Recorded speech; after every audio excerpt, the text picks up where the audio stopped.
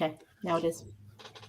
Hi, welcome. I'm ADHD and attention coach 𝐓𝐘𝐒, and this is Attention Talk Video. Welcome, everybody. We produce a video each week related to ADHD. We do a short each week. Right now, we're doing a series of live streams talking about a new field of engineering and a new ADHD intervention called cognitive ergonomics from the inside out. On October the 1st, we did our first one. And basically, we wanted to explain that this is a paradigm. This is a new approach to ADHD. And we wanted to educate people on the fundamentals of what makes this different. And I got a lot of really, really good comments. And I'd like to address some of them at this time. One of the comments was, you use a lot of big words and a lot of complicated language. And I want to acknowledge that, yeah, I do.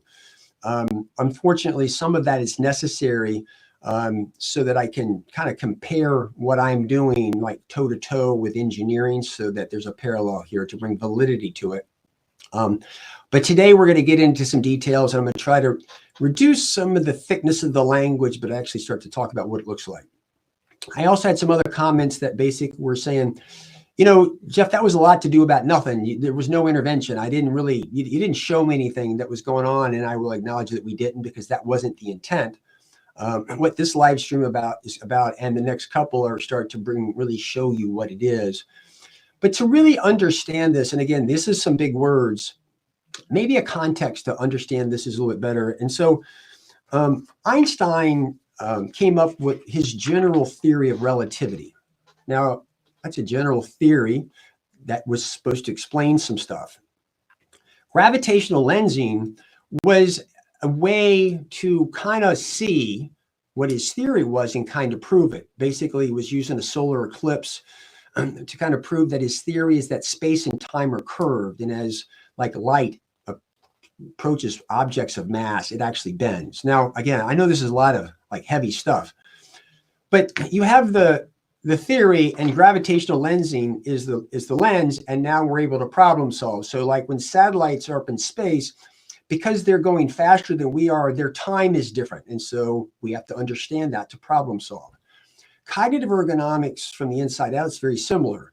Dr. Berkeley's model of executive function is akin to the general theory of relativity, and attention scope is akin to gravitational lensing.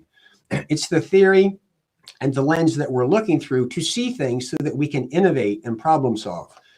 And so that's the purpose of this. And today I want to start talking about, when we look at cognitive ergonomics from the inside out, some of the things that we're starting to see and we're able to problem solve. And today what I want to talk about is the retrieval of knowledge. Now, think of it like this. When you're going to sit down and do something, often you've got to read and familiarize yourself with information. But you also have knowledge. Think of it like a filing cabinet in the back of your head. You have to grab that knowledge and you do stuff with it in order to problem solve. The question is, how do you retrieve that knowledge? Good question. Might not have thought about it before. But in the model, we talk about what we call free recall. That's where you just remember things out of thin air. And we have what we call cued recall, where there's something that cues your mind to retrieve it. And then there's recognition recall. Recognition is like, I might say, well, whose picture's on a $100 bill? And you might not know, but if I showed you a $100 bill, you might go Ben Franklin. And so the retrieval of knowledge for people with ADHD often, and again, we're talking in generic terms, this is more challenging for them. And one of the ways in which people retrieve knowledge is by a cue. Now, a cue might be like a reminder on a dining room table, like, oh yeah, you got to remember to take this with you. And so in our world of ADHD, when we can't really call for accommodations unless somebody recognizes something and can define it in such a way that it looks legitimate. And so part of the model talks about what cueing is. Cueing is actually an accommodation that's often hidden in plain sight. So let's just talk about some examples of what this looks like. A lot of times people with ADHD will say, I'm overwhelmed. Now, often this is, as we say in the model, it's when the cognitive load exceeds your cognitive capacity. Think of it like this. If a truck can hold 5,000 pounds and you put 50,000 pounds, it's just going to crush the truck. It's overwhelmed. So when you have more to think about than you've got capacity, you have a feeling that's of overwhelm. And often people with ADHD, they have overwhelm because they're trying to hold too much in their mind. So that's the theoretical stuff. Let's talk about a live example. So I'm coaching a guy. It's summertime. He's about a week to go, and he's got to get ready to go to college. And he walks in or calls me up and says, I'm overwhelmed. And I said, what do you mean you're overwhelmed? Like, I'm overwhelmed with what I've got to do. Now, understand what I'm going to do is conscious. I said, well, so what do you have to do? I need to get school supplies. What else? Apartment supplies. What else? I need to get the brakes on my car fixed. Okay, great. What else?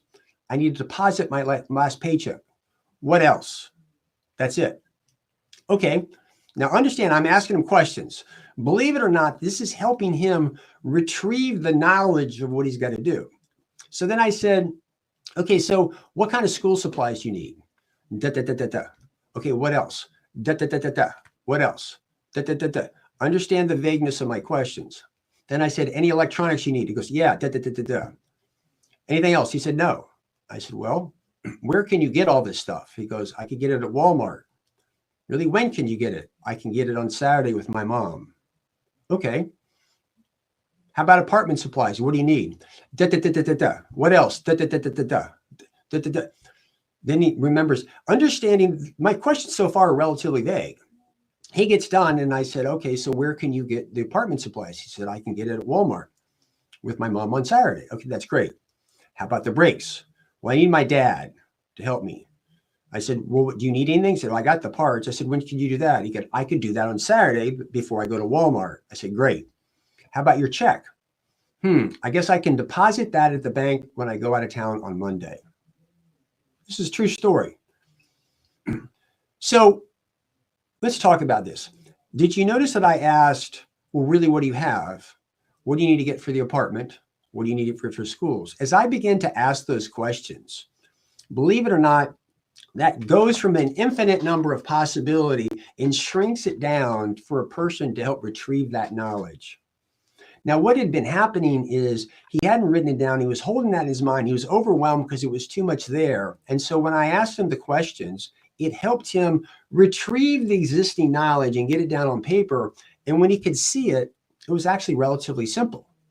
It wasn't that big of a deal. Now, cueing somebody is an accommodation. It makes thinking easier. It's not something that you see as an accommodation at work or school.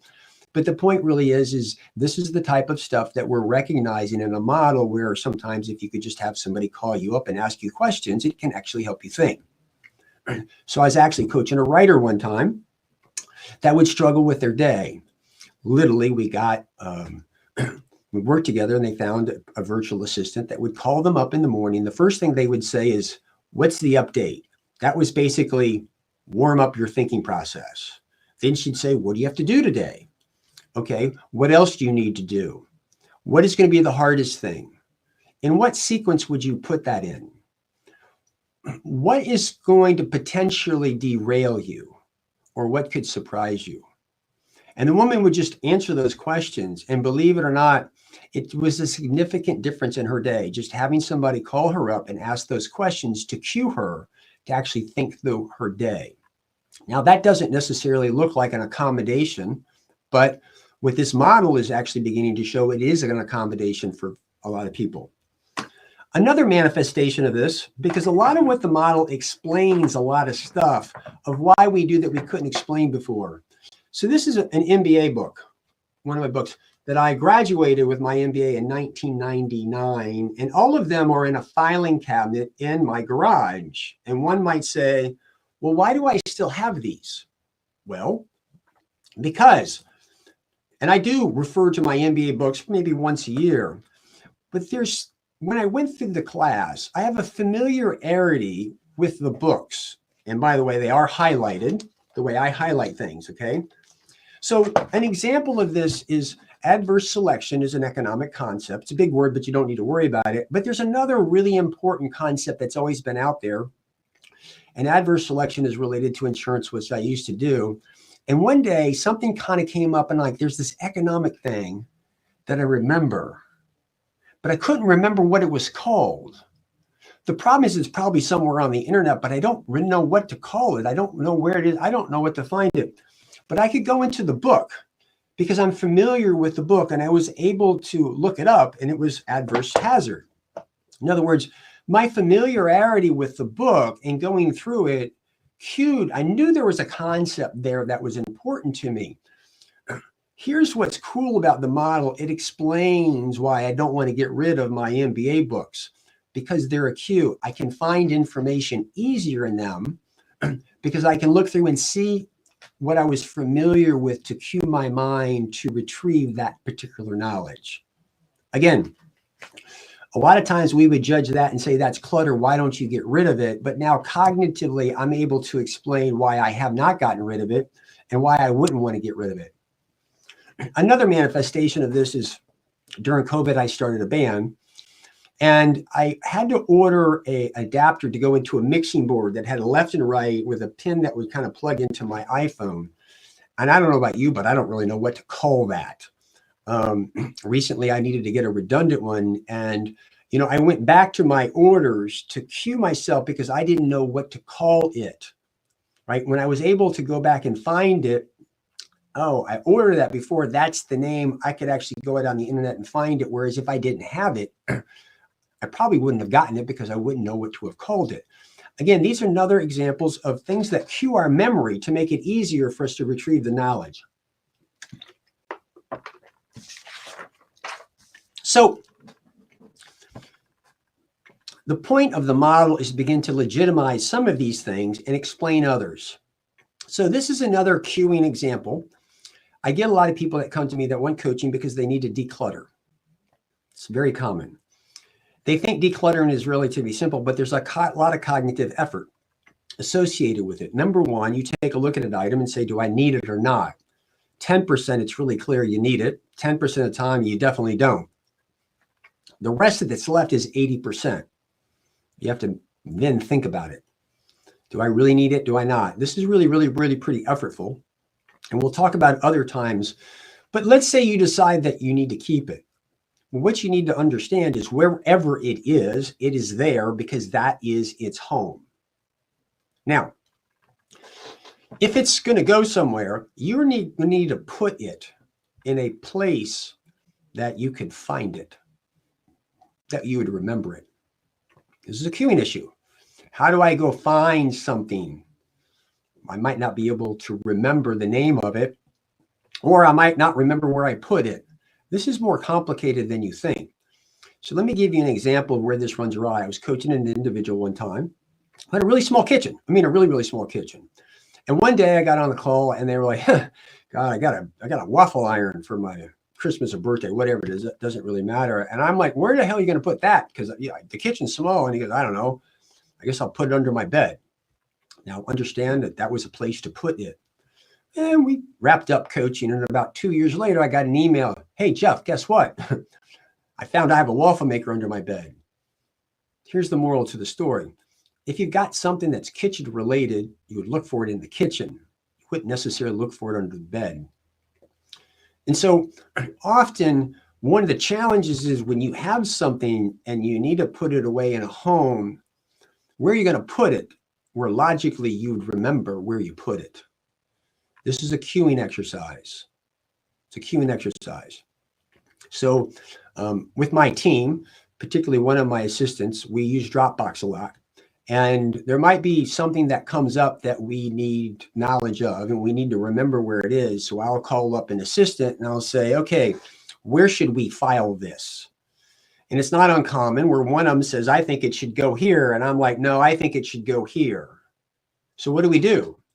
Because where I would put it, I might logically be able to figure out, but if the other person doesn't think like that, what do we do? Often what we do is we put it wherever my assistant thinks it should go. And then in my Dropbox folder where I think it should go, it's like read me, and it says, go look over there as a means to help me find it. So let's pull this together.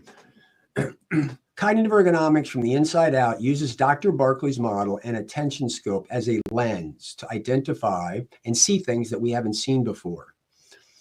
Right now, there's a lot of accommodations that if you can't define what it is and how it works, you can't legitimize it, so it's not there. And today, what I'm trying to show you is there's actually accommodations that are part of everyday life that are not considered accommodations, but they're hidden in plain sight.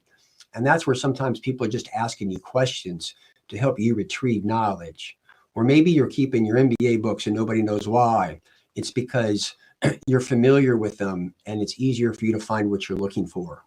Again, these are very intangible accommodation, but this model begins to explain a lot of what current models can't.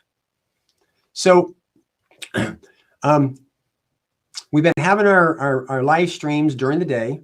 We're hoping as this goes on, we'll get a little bit more participation. I think the next one's on the 17th, God willing, since I'm in Tampa and there's a hurricane headed at me right now. But needless to say, this is the model. We hope this gives you pause to think. We've used a lot of big words earlier, but I'm hoping that you're starting to pragmatically see some of the things that we're doing. And again, queuing can explain a lot of times why you won't let things go. And having somebody ask you questions is a means to actually help you think, whether it is think about what you need to do to get ready or plan your day. Again, ADHD is an executive functioning impairment. My eyesight is impaired. With the right accommodations, I can achieve what I'm capable of. I would argue that queuing is an accommodation for many with ADHD and not something that is written in the tips, tricks, or strategy books, but that could be very effective. So with that, I hope you've enjoyed this. I'm anxious to get a lot more comments on this. This is starting to make a little bit of sense. I'm going to try to reduce the amount of big words that I'm using, but hopefully we can bring some tangibility to this. So with that, we hope you've enjoyed it. Catch us for our next live stream. I think it's scheduled for the 17th of October. Take care.